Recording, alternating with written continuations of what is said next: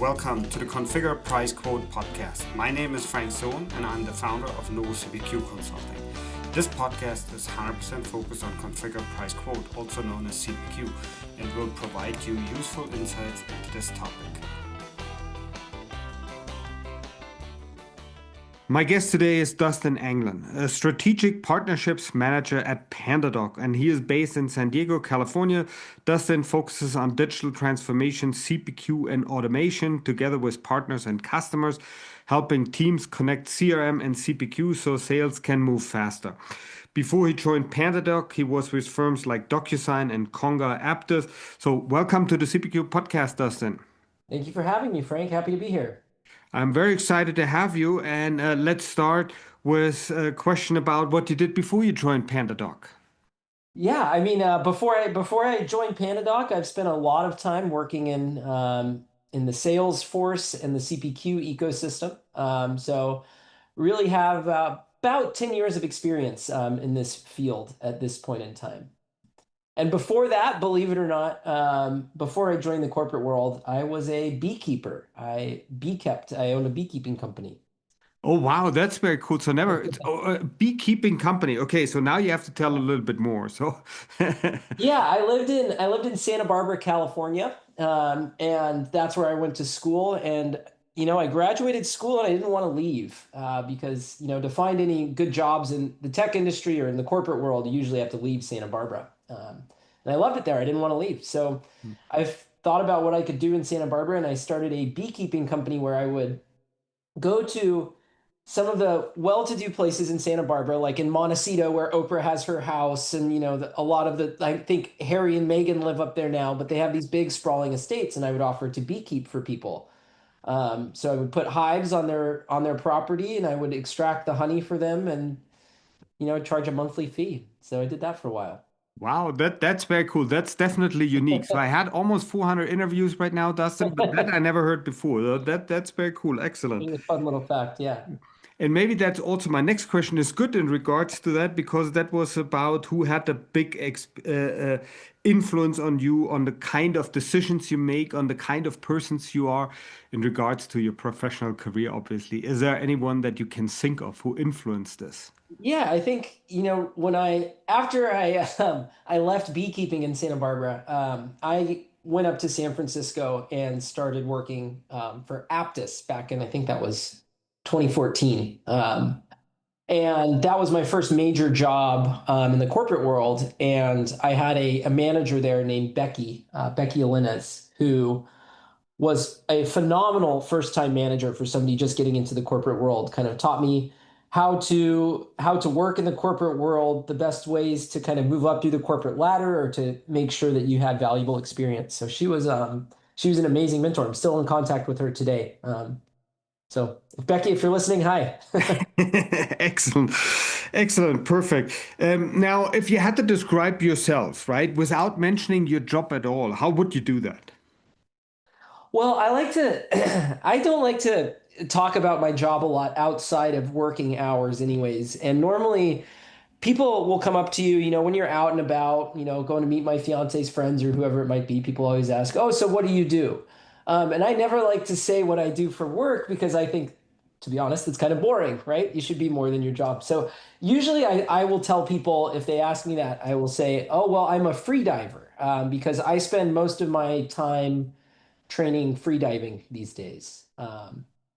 So Tell me more. What is that, free diving? Free diving is where you hold your breath and swim as far down as possible as you can go on one breath. And so it's quite a popular sport, I think, in coastal areas, starting to become more popular. So I have like a group of people that I free dive with out here probably 2 to 3 times a week. And we're, just trying to always go as deep as possible. That's it. Yeah. Now I remember there was a 60-minute report about that, right? So some folks up, I think somewhere in the Caribbean or something. Where do you do free diving, and how long do you go? There's been a Netflix documentary as well that was released about one of the world champions. Her name's Alessia Zecchini. I can't remember the name of the film, but yeah, it's gaining in popularity. But we go out in San Diego we're very fortunate here that we have very deep water right off of the coast of San Diego. And so we can pretty much swim out there and get up to 100 meters of depth within 15 minutes. Oh, wow. Okay. Very good, man. You have lots of interesting hobbies and jobs before, so I got that. That's well noted. Is there anything else that you can think of that you enjoy learning right now? Or something, it could be related to your job, could be something else. Yeah, outside of the water, I think, this is probably going to be most people's answer at this point in time, and we're recording this in early 2026, is a lot of promising results coming in around AI. I think for the past year, it was kind of thought to be, a little bit of a kind of a fluff piece where you could see AI and it had some uses, but oftentimes you need to validate, double check it, and sometimes it didn't end up being faster. To do your job. And I think today, what we're starting to see is that it is becoming incredibly effective and incredibly useful to augment a person's existing job. And so I'm very excited about some of the new releases with large language models and agents, and specifically, I guess, vibe coding, what you can do there. Excellent. And we have some more questions about that a little bit later. So, but let's maybe start by talking about PandaDoc first and in general, help people understand what PandaDoc offers in regard to CPQ. Yeah. So PandaDoc, I think it's important to understand PandaDoc's history. PandaDoc started out as not necessarily a document generation and e-signatures company, but a proposal generation and e-signatures company. So their focus was always on proposals. From the beginning, that's what PandaDoc is focused on. So CPQ is kind of a logical extension to the actual proposal document. Oftentimes, you need to determine what content went into that document to create the proposal. So that's where we've expanded out to CPQ. So in regards to our CPQ offerings, it sticks in line with our current kind of ideal customer segment, which would be, small to medium-sized businesses is who we're primarily targeting. I think we say that for us, that's anywhere from, I think, 5 to 400 employees or 5 to 500 employees, somewhere around there is who we're targeting. Excellent. So we already discussed then the target audience.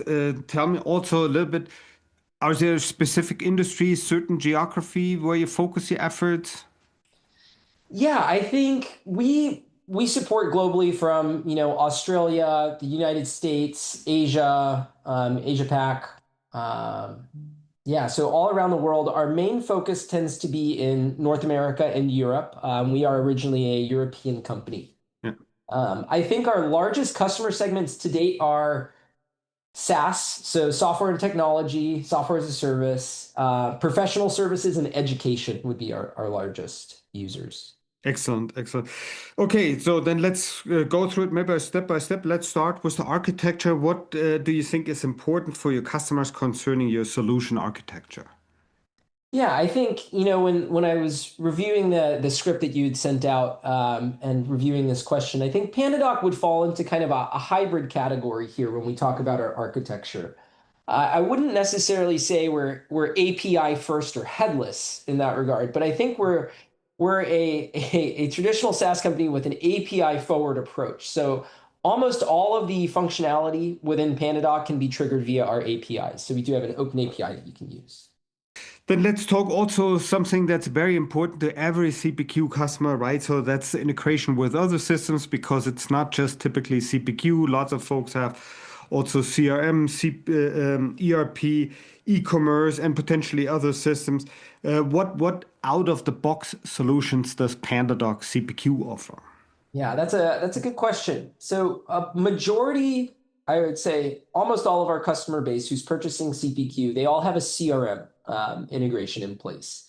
So we targeted our out-of-the-box integrations first. We did HubSpot, we have Pipedrive, we have Salesforce as the main 3 out-of-the-box CPQ integrations for PandaDoc. Our PandaDoc core functionality, so our document functionality, integrates with 15 plus CRMs natively. So really, for CPQ, we're talking about those big 3, HubSpot, Pipedrive, and Salesforce is who we have an out-of-the-box integration with. Excellent. Anything concerning ERP or any other systems that you integrate with? We don't currently integrate with ERPs. That's something we're looking to do. We've been exploring some different ERPs to roll out an MVP for, but to date we do not integrate with any ERPs out of the box. Most of our customers, to satisfy that requirement, are going from PandaDoc to their CRM to the ERP. Got it. Got it. Good. And now I want to follow up on something you mentioned already a little bit earlier. You're interested in artificial intelligence. Everyone is about these days, it seems like, right? And they want to talk about it. So let's talk about that as well. How does PandaDoc use AI? And I would like to split it into two different areas. One on the user side, so where you talk potentially to a chatbot or something like that, or you have an agent. And the other one is more on the admin side, how you use it potentially to help you set up product models or stuff like that. Tell me more about that, please. Yeah, so there's a couple different ways that we're using AI inside of our tools today as it exists, and I can talk about future state as well. AI-powered content generation, so generating a template for you, right? So that's one of the major uses, obviously, of LLMs in general is to generate text. So we are leveraging OpenAI's ChatGPT 3.5, I believe, to help you generate content for your templates. We're also leveraging AI to do OCR on documents, so to review all the documents and pull out key dates for reporting purposes. So key dates or let's say contract obligations, maybe, right? So you can use AI. We're using metadata targeting and AI in conjunction to automatically populate, I think, fields and variables like company, signer name, signature date. All of these are being pulled out and automatically inserted into templates using AI. So if you upload one of your old templates, it'll scan it and replace those. For CPQ specifically, the way we're using AI today, and this is not really for the end user, for the sales rep, this is more for the admin, is you can tell our assistant inside, our agent inside of PandaDoc, some rules that you would like to create, and it can create those for you. So apply a 10% discount when the quote is over this much money. And it can create that rule that will then influence all of the quotes that are being created in the system. Excellent. And how many of your customers use that percentage-wise? Is that the majority? Have you just I believe we've just released these features to a small subset of our clients at this point in time, and the general release will be a little bit further out. I'm not sure on the exact date, but people can always reach out to their customer success manager if they're a current customer to find out. Excellent. And I'm very happy that we have some news then also for the listeners, right? So things they can try out. Yes. But now let's go back. So AI is one thing, right? So, but I guess the reasons why most of the customers came to you initially probably didn't have to do with AI. It's probably other business requirements. I always stick with three. What are the top three business requirements that you see your customers are asking for? Yeah, and I want to focus specifically on like our top three CPQ capabilities, I think that the customers ask for. And for CPQ, product configuration is number one. So a product configurator that meets the needs of our clients. Now, I will say, I'm the first one to say, PandaDoc, I don't think has the most robust product configurator that exists on the market, right? We're not able to pull in CAD drawings and, do all of these complex configurations of a product. It's a very simple CPQ. Remember, our target audience, our target customers are, 11 to 500. And so a lot of these firms don't need that quite as robust product configuration like you would maybe in some manufacturing applications, but they still need to be able to configure products and to configure bundles and apply attributes to those products and bundles, right? So that's the number one thing that we see in terms of product configuration. The other one would be contract-based pricing. We're seeing a lot where, we have a contract with a specific vendor or supplier, whoever it might be.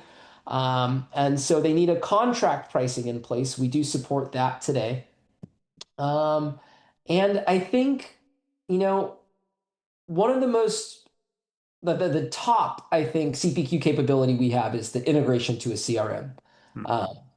PandaDoc, as a tool, we do not have that large back-end relational database to store all the related data to these quotes. And so I think most customers are coming at us and they're saying, okay, we like your CPQ solution. who do you integrate with? Hmm. Yeah. Got it. Good. So then, one thing I wanted to ask you also is about the maintenance of the solution, right? So in general, because CPQ, you will add new products, you will add new prices, you may have new forms and lots of other use cases where you change the solution. So you have to maintain the solution. What do customers need to know about your maintenance, and what do your current customers like, especially about your maintenance? I think that for PandaDoc CPQ, as I mentioned, we are not the most robust CPQ on the market, but that comes with a plus side when it comes to maintenance. It's a no-code interface that you use to set up all of our rules and all of the product and pricing spreadsheets. Product and pricing can be managed inside of a CSV file as well if customers prefer to do it that way. So it's a very, I would say, low bar to entry for becoming an administrator for PandaDoc CPQ. You do not need a lot of coding experience. As long as you're familiar with your business and you can learn a tool, that's all you need to do. It's a point and click interface to set up most of the PandaDoc CPQ. And based on your experience, how long do you think someone needs on average to become a knowledgeable administrator of the PandaDoc CPQ solution? I would say so. I think we're going to touch on this later, but for PandaDoc implementations, it usually takes about 8 to 12 weeks for our experts to do a complex implementation. I can tell you, for me to learn how to do one of those implementations, to become, an expert, it took me probably, man, eight to 10 hours to learn the tool itself. And then from there, it's all about learning your business requirements and how to adapt them to the tool. I think that's the hardest part for people is translating, but learning the tool itself wasn't that difficult. Are you evaluating CPQ solutions? The Novo CPQ briefing subscription gives you vendor-neutral briefs you can read in minutes. They are built for the early step of selection, moving from a long list to a focused short list of 5 to 10 vendors. Each brief explains capabilities, where it fits, and what to watch out for. No hype. Many subscribers pair the briefs with AI tools like ChatGPT or Gemini to search faster and compare options. If you want clarity before RFPs and demos start, learn more at novocpq.com/cpq-briefing-subscription. Shortlist faster. Now, I think something that every CPQ customer is interested in, or revenue management, you could have a bunch of different terms. I stick with CPQ, right? But everyone is looking for the results that they are getting out of it. Do you have some examples that show what PandaDoc customers can expect to get out of the tools once they have it? Yeah, and we have all of these use cases on our website, so I'll talk about a few today, but if people are interested, they can go to the PandaDoc website and look at use cases themselves for different customers who've seen some benefits from PandaDoc CPQ.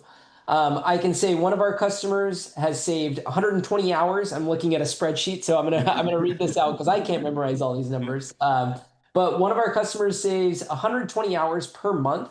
And that's a 66.67 percent increase in document and proposal creation efficiency. So they're saving 66% of their time. Wow. Doing that. Yeah.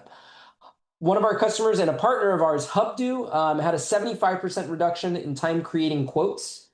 So that's pretty cool. They were also able to consolidate from 40 separate templates that they were using to one dynamic template, which is much easier for them to maintain. So I thought that was a really cool one where, you might have different quote levels for different quotes or proposals for different segments. They were able to do that all in one single document. Let's see. Chili Piper had a 28% increase in close rate since they adopted PandaDoc CPQ. So that's a good one as well.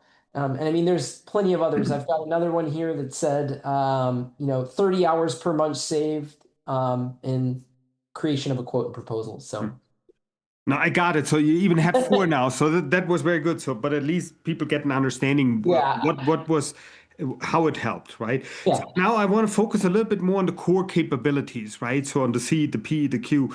Let's start with the product configuration. You mentioned at the beginning that you don't think it's the strongest engine at this time, but tell me, more about the capabilities you have at this point in time and for what kind of customer that is a good fit. Yeah, so we support in terms of product configuration, we support, as I said, standalone products, we support bundles, and we support product fields or what some in the industry might call product attributes as well on a product. What we do not support quite yet is bundles within bundles, nested bundles. So that, that would be a step too far, for example, is to look for some more advanced product configuration. We do support, creating a full product catalog. We support price lists for those product catalogs, meaning, each product can have a different price depending upon the region or the segment in which it's being sold. So the products can get fairly complex. I would say, if you're looking at manufacturing, we can support some more of the lighter manufacturing use cases, but when it gets into the heavier, configuring a big engine or a big machine, for example, we can't get that granular with bundles within bundles. Got it. Perfect. Then let's look about the pricing capabilities. You already mentioned price lists and people Yeah. could have different prices in different the segments and so on. What else do you tell people about your pricing capabilities? Yeah, so I think our pricing capabilities and our configuration capabilities tie closely together. So PandaDoc is a rules engine. The CPQ is a rules engine that you're running on a quote. So when it comes to product configuration, if we need to include option A when product A is sold, we can automatically write, or we can write a rule that will automatically co-sell or sell those products together. Right. You can do the same with pricing. You write rules that will adjust the pricing of your products. If we're running a promotion, we can have a rule for that promotion.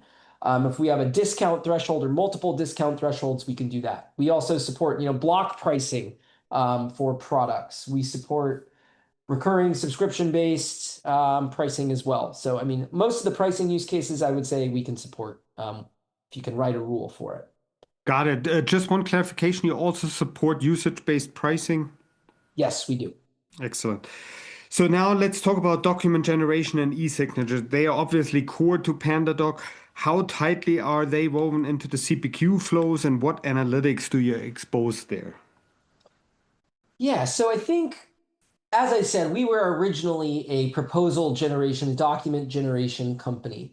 So when we're talking about, how do we tie in with these other aspects of what most people sometimes call the quote to cash lifecycle, right? Where you're looking at CPQ, CLM, payments, all of that in conjunction. Today, PandaDoc handles the CPQ and the CLM portion very well for sales teams, right? We integrate with the CRMs and we also integrate with payment processing gateways like Stripe, if you want to be able to, manage payments from PandaDoc. So all those integrations are native, easy to set up, no coding necessary. Excellent. Then let's talk a little bit about PandaDoc CPQ implementation. So a customer buys the software from you, but may have another company, a consulting company in between to implement it for them.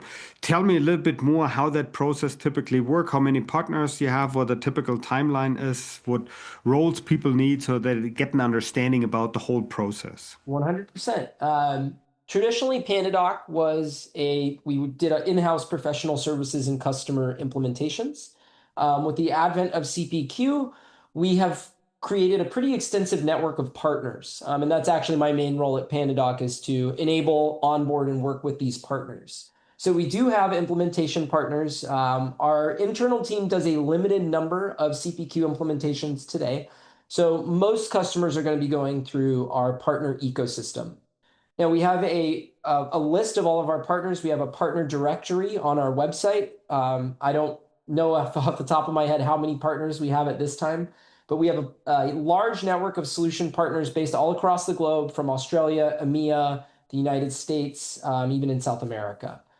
So most of the time you're going to be working with a partner. I think implementation timeline, usually from the date the contract is signed to being fully implemented is around 8 to 12 weeks today. So it's a very quick turnaround for our CPQ. I've worked with some companies in the past where, it was multi-months is how we're measuring the implementation timeline. And so because we are targeting a little bit more down market, these implementations tend to go very quickly because of the ease of use of the tool as well. Mm. Got it. One thing I see also with customers right now is the question if and how system integrators or system implementers use AI and what impact that has on the implementation time, right? So because, as you said, so your customers already expect quick go live dates anyway.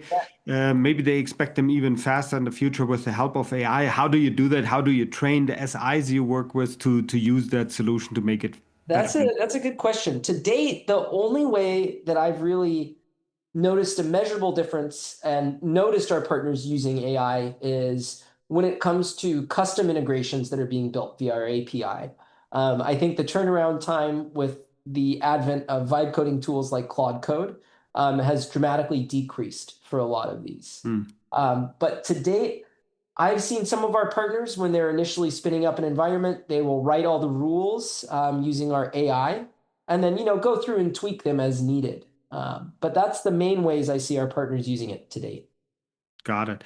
And now you mentioned something I wanted to ask you as well was about vibe coding, right? So I see Yeah. that lots of vendors use it and speed up the product innovation, basically prototyping, doing that fast. I was just wondering how does PandaDoc CPQ use that and what impact does it have on your roadmap at this time?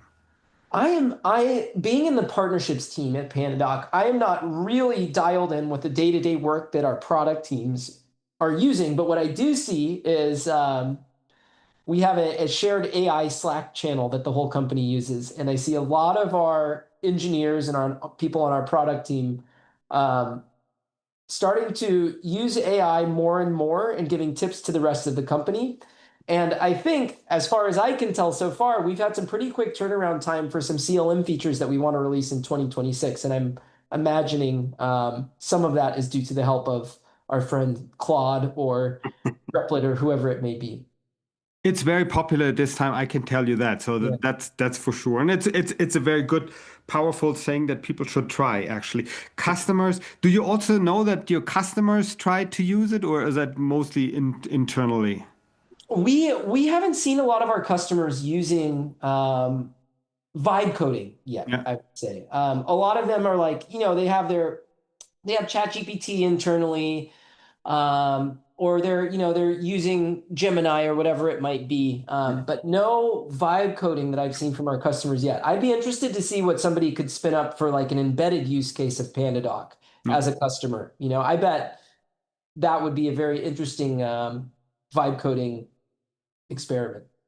Got it. And staying with the theme right now is actually one of my last questions. Is you mentioned also that you have a no-code solution, right? So no-code solution could mean a lot of things. So for someone who's not into the topic, right, it's like you don't write any code like JavaScript or whatever it is, something proprietary, but you would click boxes and do something like that. But even that could be more complex than it sounds like, right? So because it depends on the number of questions, what the question is, what do you decide with that?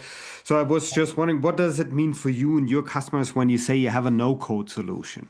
Yeah, for us, we really do genuinely mean no code is needed to configure PandaDoc. However, I will say that with a caveat. We do have one part in our workflows where you can write, I think it's Python to do callouts from the CPQ workflow. So, for a majority of our use cases, I would say 98% of our use cases, nobody's touching any kind of coding.